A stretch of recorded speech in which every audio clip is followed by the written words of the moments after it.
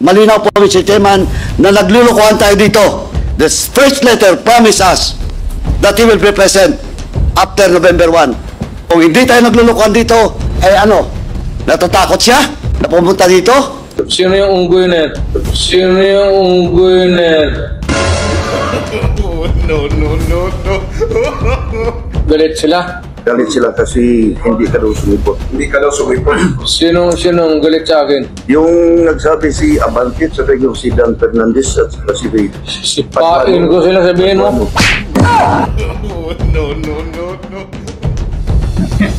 Tangina. Pera nila. Wala na akong pera eh.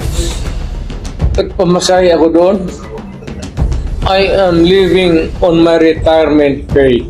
Sila pa ang galit ngayon. Buang. At sinabi pang ipakuntim ka daw. Sige daw. Si Paduano nagsabi, kaniha lang. Sino? Paduano. Yung Congressman Paduano. Congressman Paduano. Kasi Sino yung unggoy na yan? You don't scare me a bit.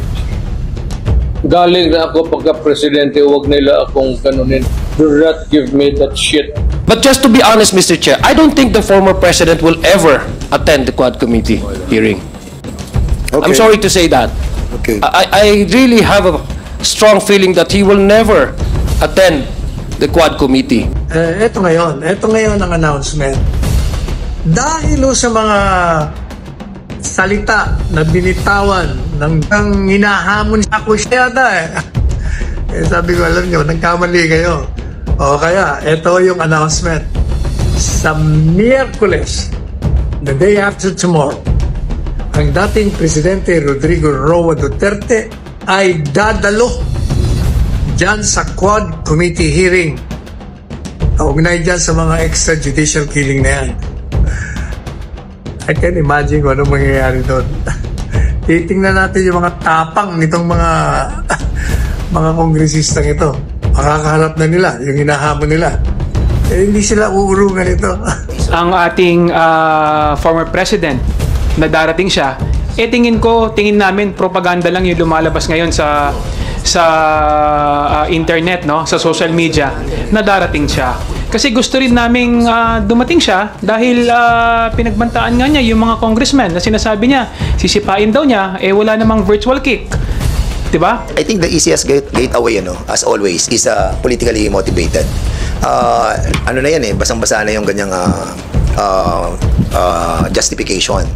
And ako naniniwala ako that we are living in this world na talagang merong politika ang lahat ng bagay. As I always saying that yung dito sa gobyerno, there will always be politics Hindi naman pwedeng walang politika And even in the different field natin, maraming politika.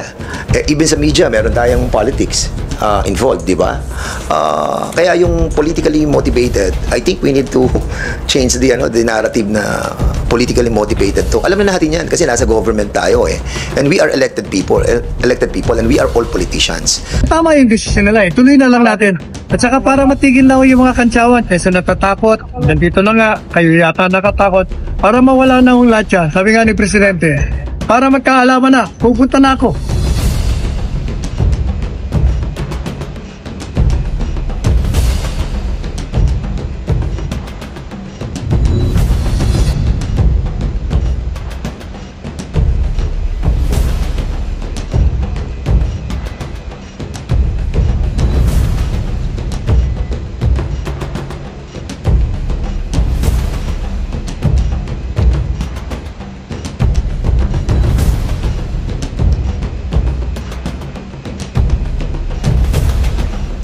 Pinatawag ninyo ako dito.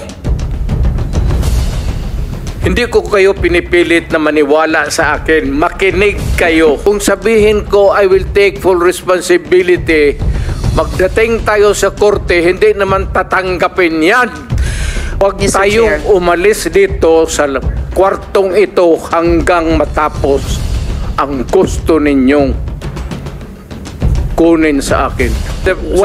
Huwag na tayo magdrama dito. Tapusin na natin itong istorya na ito dito sa Pilipinas.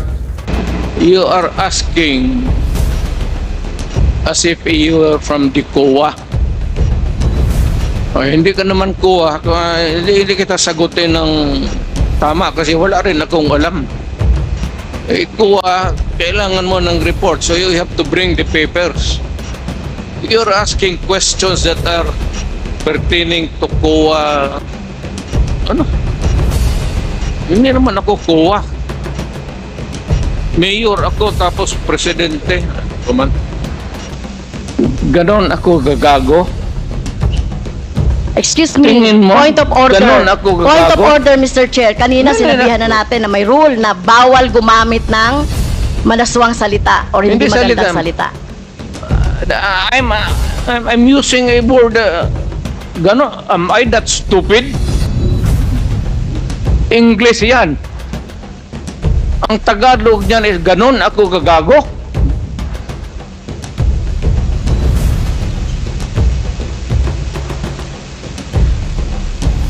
Abogado ako, fiscal ako, ganon ako gagago. Tama kayo, Mr. Chair. Tama po si Mr. Duterte. Abogado kayo. Pero alam ko, pag abogado, dapat alam nyo po yung due process of law. Alam nyo pong igalang ang karapatan at buhay ng tao, Mr. Chair. Huwag ka bang barurong, ma'am? You do not know me from Adam. I cannot control the semantics. Mr. Chair, yes or no? Davao style. Do not ask me to answer yes or no. You are not an investigator. Mr. Chair, tayo po ay nasa investigasyon kasalukuyan, Yes, Mr. but you Chair. are not an investigator. Why are you asking me to answer Mr. Chair, yes or no? tinatanong ko lang naman. Point of Session order. suspended. Mr. Chair, alam niyo po ba kung ilan ang arrested sa mga drug operations at how much ang drug, no, na na-seize nung time na yan? Ma'am, I was not notified in advance that I have to make an accounting for the arrested persons in Davao City. That is, I would not want to. That would not be a proper question. To ask for the number of arrests or killings, that would be a stupid question. Yung former president ba ay willing na mag-cooperate sa investigation sa ICC? Kaugnay dito? ICC, ma'am. I'm asking the ICC to hurry up,